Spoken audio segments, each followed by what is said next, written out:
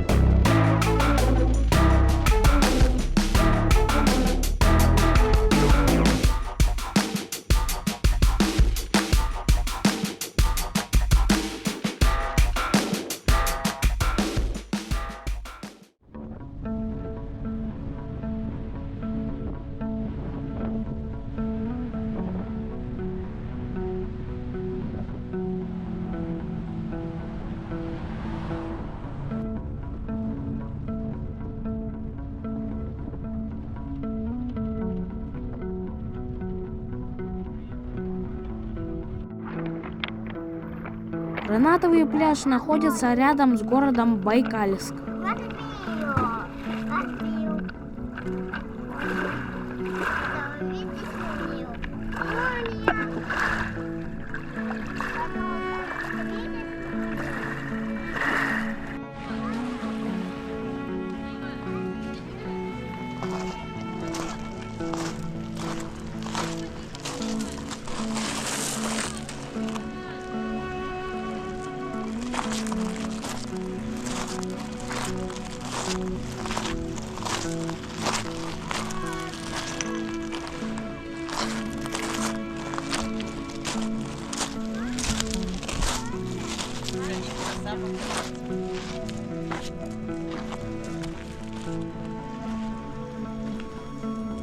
Я засомневался, что этот пляж красный, типа пляж настоящий.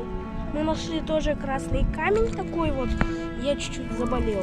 Сейчас будем вот таким вот камнем колоть его. Нет, он внутри желтый.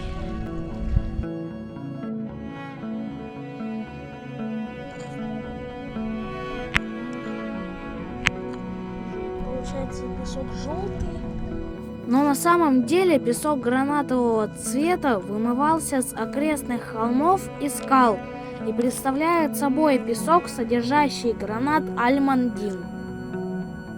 Ширина пляжа небольшая, всего около 5 метров, но он довольно длинный. Песок местами переходит в более привычный цвет.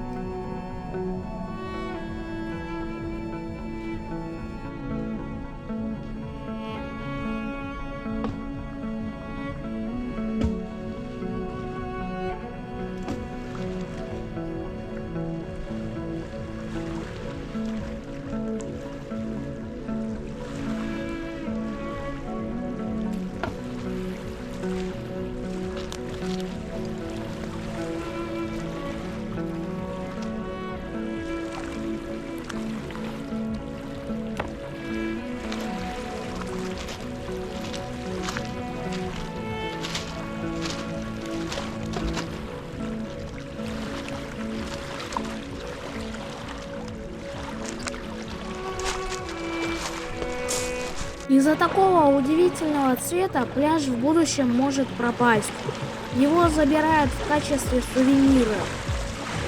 Он перемешивается с обычным песком и становится менее интенсивным.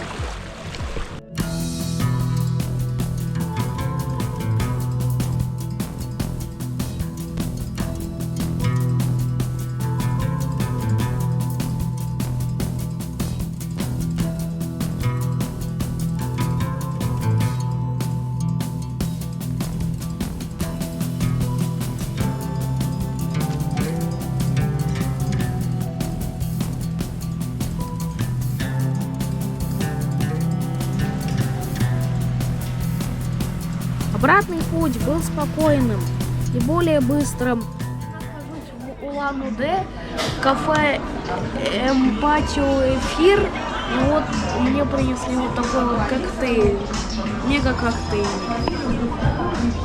со вкусом банана. Я не хочу это пробовать. Почему? Да блин, это такая красота. Это просто произведение искусства.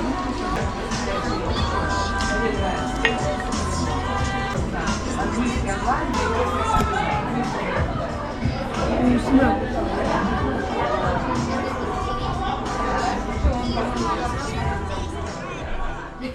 Давайте делать рум-тур по нашей квартире. Пойдем туда. Ванная. Стиральная машина, шкаф, кровать. Вот такой вот вид.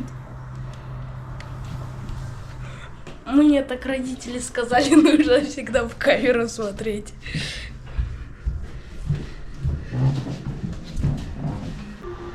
Гигантские какие-то часы.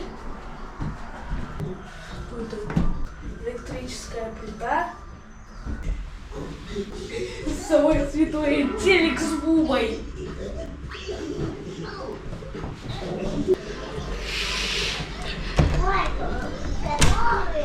Вот такой вот вид из окна. Квартира на 4-м этаже.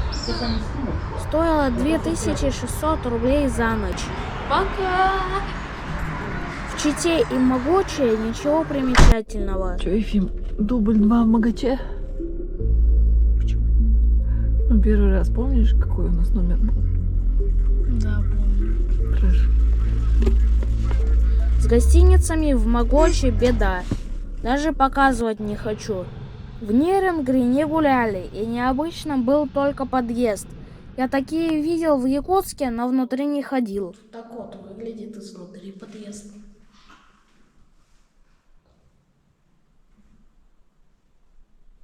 Это самый последний этаж.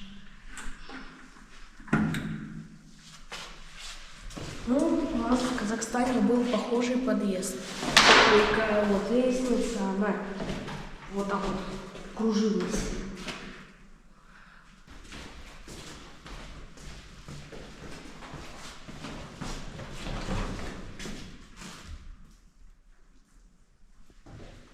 Вот это понятно, спичками написали. А вот это чем? С утра можно с ума сойти, пока ты спустишься по такому подъезду, если опаздываешь.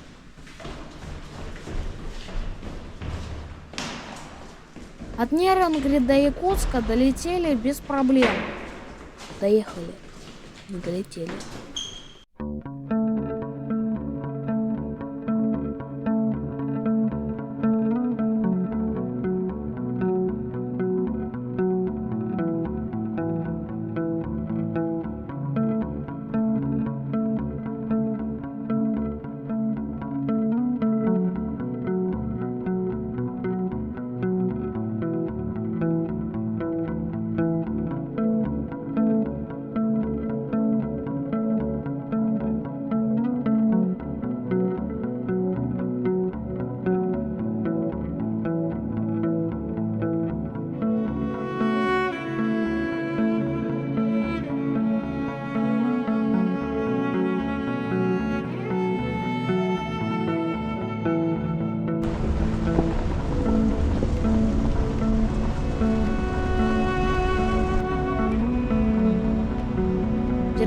покататься решили на переправе, которую еще ни разу не видели.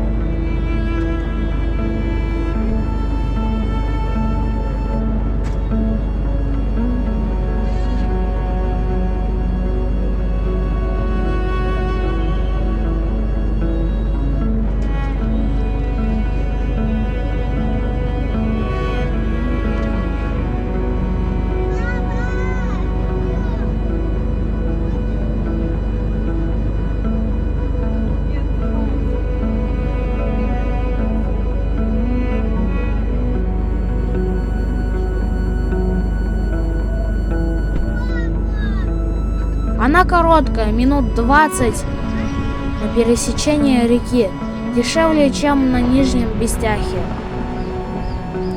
Стоила переправа 950 рублей, но выезд парома на пузатерке, как у нас, может оставить след на кузове в виде оторванных элементов.